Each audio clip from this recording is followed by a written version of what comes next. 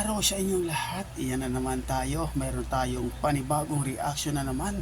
Reaction ni Vic Samar. Ito dahil doon sa napanood natin dito dahil sa mga bagay-bagay na hindi dapat natin tanggapin ng ating mga challenge. Ito, kumbaga marami na itong nagkaroon ng mga problema dahil sa kanilang mga challenge. Pero ito dahil sa pagkawala niya dito sa isang creator, kumain lang siya ng buto.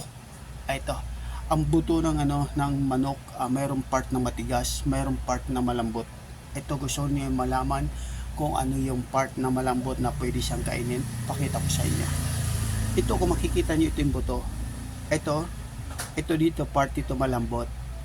Dito malambot ito, pwede mo siyang makagat lang, kumbaga manguya mo lang siya. Pero pagdating dito sa gitna, talagang napakatigas ito.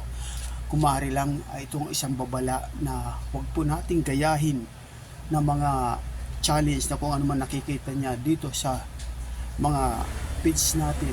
Ito ang importante, nagkaroon tayo, hindi man tayo doktor, hindi man tayo isa tayong ordinaryo lang na isinishare ko lang din sa inyo na konting kaalaman dahil ako naman, nasubukan ko naman talaga kumain ng buto ng manok. Mayroong part talaga nakakain na pwede mo siya talagang kainin. Mas lalo pang doon sa may mga talampakan ng mga manok, yung pag inadobo napakasarap. Yan, talagang talagang masarap talaga pagkain talaga ng Pilipino yan. Napakasarap talaga, may part talaga na malambot. Pero kung talagang mayroon kayong tatanggapin na challenge na para pagkakitaan, di ba, katulad ng kinikwento sa inyo, ito, ibinabahagi ko lang sa inyo. Hindi ko sinasabi na tigilan nyo at bawalan nyo. Nasa inyo yon ang pagpapasya kung tatanggapin nyo dahil kailangan din natin yon, di ba? Pero ang importante, bago natin gawin ng challenge, mas lalo sa mga bagay na talagang mahirap na challenge, kailangan muna magpa-check up muna kayo para alam nyo kung kayang tanggapin ng challenge. So ito ang aking na-share sa inyo. Mayroon po tayo natututunan kahit papaano.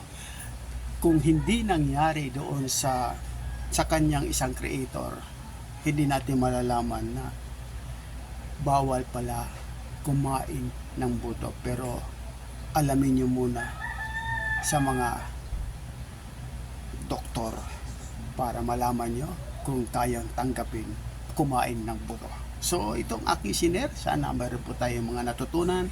Maraming salamat po sa inyo dahil dito sa buto na pwede naman tayo kumain, pero wag lang tayo tatanggap ng challenge na hindi kagandahan. Maraming salamat po. Ipapatuloy nyo kung kaya nyong tanggapin ng mga challenge. Maraming salamat po.